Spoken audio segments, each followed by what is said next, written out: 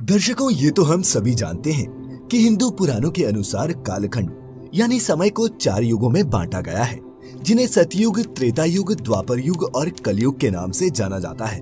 हिंदू पुराणों में ये भी व्याख्यान मिलता है कि जब किसी कालखंड में उस समय की परिस्थिति और मानकों के अनुसार धर्म का लोप होने लगता है, उस समय भगवान श्रीहरि अवतरित होकर अधर्मियों का नाश करते हैं और फिर तीनों लोकों में धर्म की पुनः स्थापना करते हैं। यही वो समय होता है मित्रों, जब एक नए युग का प्रारंभ होता है। लेकिन मित्रों, क्या आप ये जानते हैं कि इन चारों युगों की शुरुआत कैसे हुई और अंत होगा तो कैसे होगा?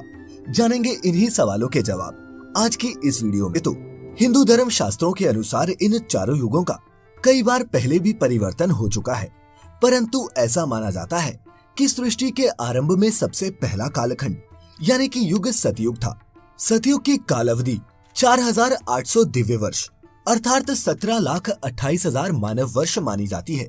मित्रों, ऐसा माना जाता है कि इस युग में मनुष्य की आयु 1 लाख वर्ष के करीब होती थी।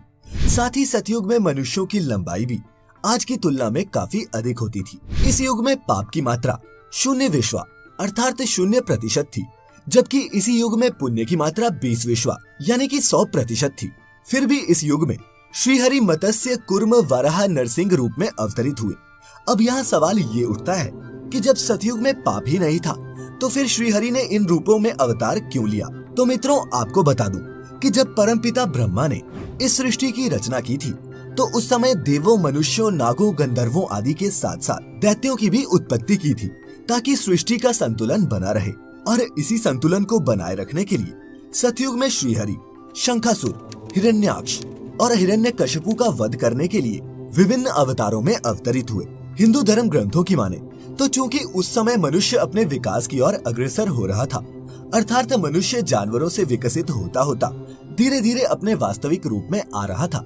इसके अलावा श्रीहरि के ये सारे अवतार मानव के विकास के प्रतीक भी माने जा सकते हैं। लेकिन दर्शकों, अब यहाँ ये सवाल उठता है कि सतयुग का अंत कैसे हुआ? तो मैं आपको बता दूं कि हिंदू धर्म ग्रंथों के अनुसार ऐसा माना जाता है कि जब श्रीहरि का राजा दशरथ के घर श्री राम के रूप में जन्म हुआ, उसी समय सतयुग की कालावधि पूर्ण हो चुकी थी और राम के जन्म लेते ही एक नए युग का आरंभ हुआ, जिसे त्रेता युग के नाम से जाना जाता है। त्रेता युग की बात करें तो इस युग में श्रीहरि ने वामन और श्री राम के रूप में पूर्ण अवतार लिया, जबकि परशुराम के रूप में उन्होंने अंशावतार लिया था। इस युग की कालावधि 3600 दिव्य वर्ष अर्थात 12,96,000 मानव वर्ष मानी जाती है। इस युग में मनुष्यों की उम्र 10,000 वर्ष हुआ करती थी, जबकि लंबाई 100 से 150 फीट हुआ करती थी। इस युग में पाप की मात्रा 5 विश्व अर्थात 25% थी, जबकि पुण्य की मात्रा 15 विश्व यानी कि 75% थी। मित्रों, इसी त्रेता युग में रावण, कुंभकर्ण, बाली और अहिरावण जैसे अत्याचारी राजा हुए, जिन्होंने अपने बल और अहंकार में आकर तीनों लोकों में प्राणियों पर अत्याचार किए, जिस कारण ही श्रीहरि विष्णु को इस पृथ्वी पर अवतार लेना पड़ा और उन्होंने इन अत्याचारियों का नाश किया। श्री राम के रावण वध करने और अयोध्या वापस लौटने के बाद वो कई सालों तक अयोध्या पर शासन करते रहे। फिर कुछ वर्षों बाद उन्होंने भी अपना देह त्याग दिया। और मित्रों, ऐसा माना जाता है कि श्री राम के देह त्यागने के बाद एक बार फिर एक नए युग का सृजन हुआ, जिसे हम द्वापर युग के नाम से जानते हैं। द्वापर युग में श्रीहरि ने कृष्ण रूप में जन्म लिया। इस युग की काल अवधि 2400 दिव्य वर्ष अर्थात 8,84,000 मानव वर्ष मानी जाती है। इस युग में मनुष्यों की आयु 1000 वर्ष हुआ करती थी। इस युग में पाप की मात्रा 10 विश्वा अर्थात 50% हुआ करती थी। द्वापर युग को युद्धों का युग भी कहा जाता है, क्योंकि इस युग में धर्म के लिए कई युद्ध हुए। चारों ओर अधर्म अपना पांव तेजी से पसारने लगा था। तब भगवान श्री कृष्ण ने पापियों का एक एक करके नाश करना शुरू किया। जब महाभारत युद्ध के पश्चात सभी अधर्मियों का नाश हो गया, तब युधिष्ठिर को हस्तिनापुर का राजा घोषित किया गया। जिस समय युधिष्ठिर का राज तिलक हो रहा था, मित्रों, उसी समय गांधारी वहां पहुंची और उसने अपने सभी पुत्रों की मृत्यु का जिम्मेदार मानते हुए भगवान श्री कृष्ण को ही श्राप दे दिया।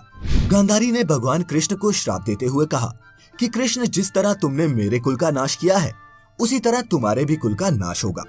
उसके बाद पांडवों ने 36 साल तक हस्तिनापुर पर राज किया।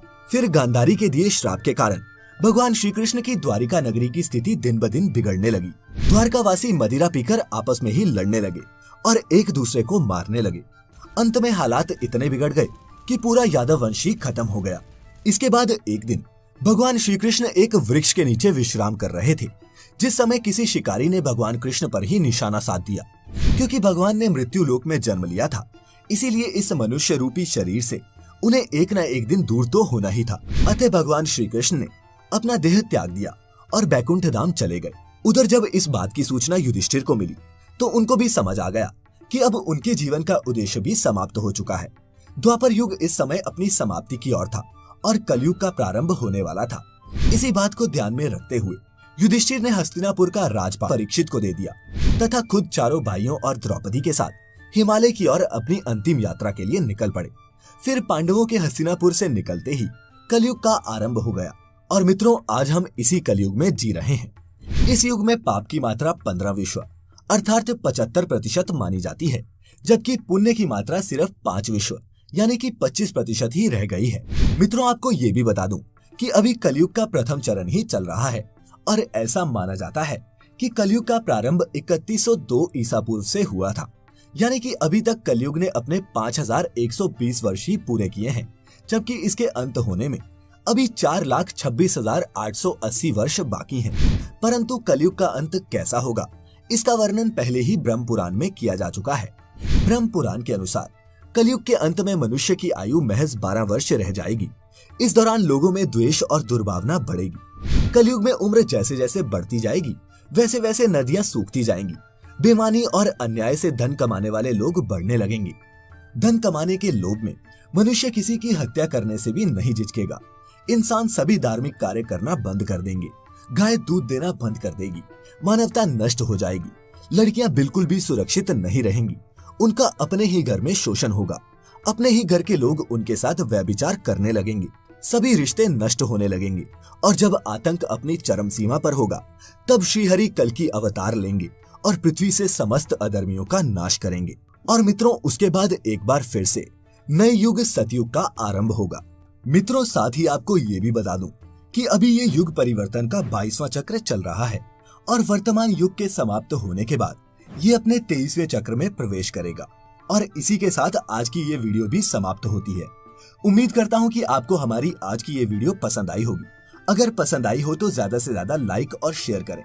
साथ ही अगर आपने अभी तक हमारे चैनल को सब्सक्राइब नहीं किया है तो अभी